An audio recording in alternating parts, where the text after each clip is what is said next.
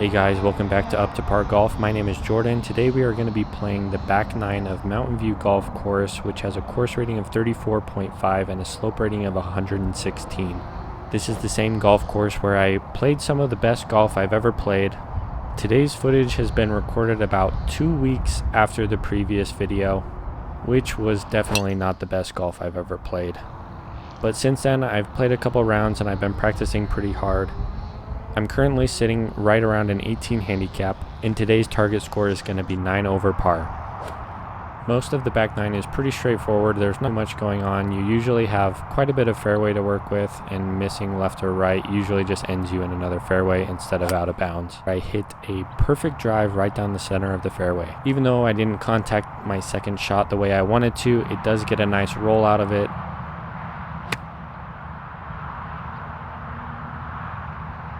50-yard wedge shots are not my forte. I actually hit this one pretty good and have a pretty solid shot at a birdie.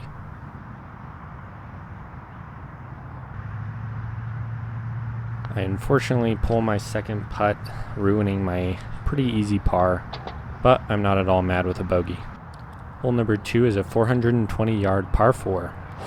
You guys might have already noticed, but I am playing from the white tees today. The simple answer here is I just want to rebuild my confidence after the previous video where I was so uncomfortable and so inaccurate off of the tee box. I just want to gain some of that confidence back. Should people be picking what tee boxes they're playing from based on their driver distance or how accurate they are from the tee box? Or is it a mix of both? Let me know what you think in the comments. We left our second shot a little bit short, but it's actually in a pretty good position for a nice easy bump and run.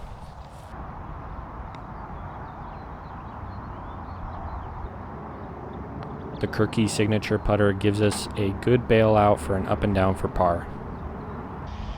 Hole number 3 is a 140-yard par 3. I hit a pretty bad hook, leaving me in the rough on the left side of the green. For my second shot, I just tell myself anything on the green is good.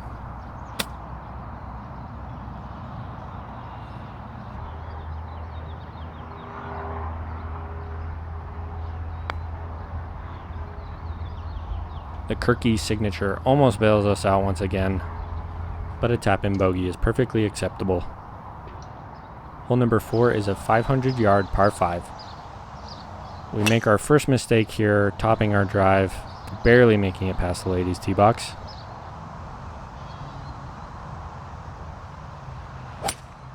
I hit a pretty redeeming 4 hybrid shot. I just end up hooking it a little bit too far to the left and end up in the rough again. Hitting my 4 hybrid again for my third shot, I end up topping it and just kind of rolling it back onto the fairway. The 4th shot, I'm really looking to find something on the green. Right when this came off the face, I thought there was no hope for it. I thought it was going straight into the sand. Luckily, it carried, and I actually ended up on the top edge of the bunker. Just cleared the bunker. For my 5th shot, I definitely thought I hit this one way too hard. I don't know if it ended up checking up or what, but the green was running away from me and I thought I hit it way too hard. Actually ended up in a pretty good position, not too far away from the flag. And boys, I tell you what, when the Kirky signature is on, it's on. The Kirky signature saves us from a double bogey, ending with a bogey for hole number 4. Hole number 5 is a 367-yard par 4 with a pretty busy road running along the left side.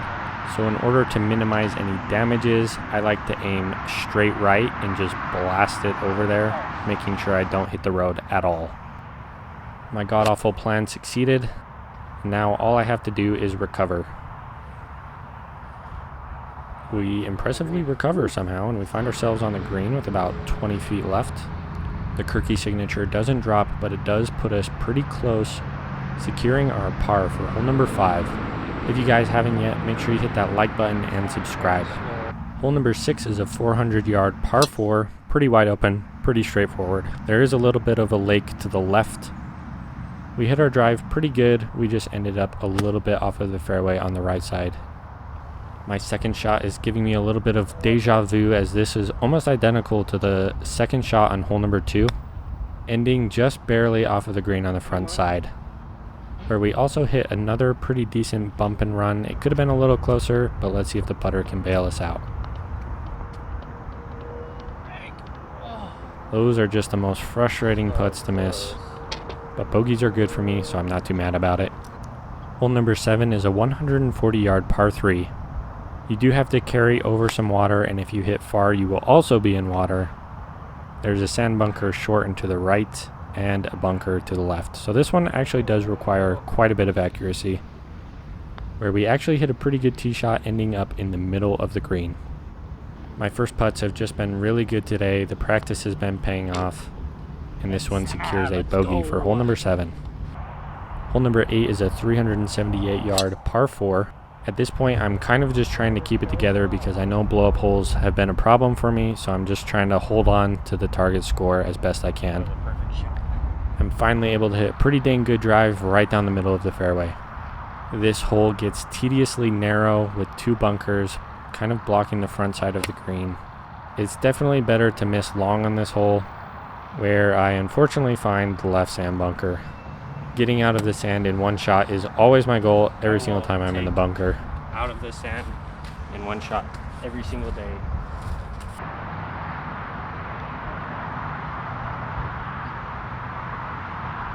I mean, the Kirkland putter is just on autopilot at this point, securing a bogey for hole number 8. Our final hole is a 400-yard par 4. I find myself with a strong downwind opportunity, and I decide to just nuke this one as hard as I possibly can. I actually hit it so hard that I wasn't even looking in the right area because I literally didn't know I could hit it this far. I had given up hope and I was about to take a drop when one of the lawn people called me over right before they ran my golf ball over with a lawnmower, and I was able to play my first shot. And boy, did I take advantage of that one. Thank you. Unfortunately, I was not able to capitalize on the driver distance, finding myself with a very tough up and down look for par. This one was definitely not the putter's fault. I hit the line, I just read it completely wrong. Which gives us a bogey for hole number 9, ending us at a +6 over par for our 9-hole round. And we were actually double bogey free for the first time ever.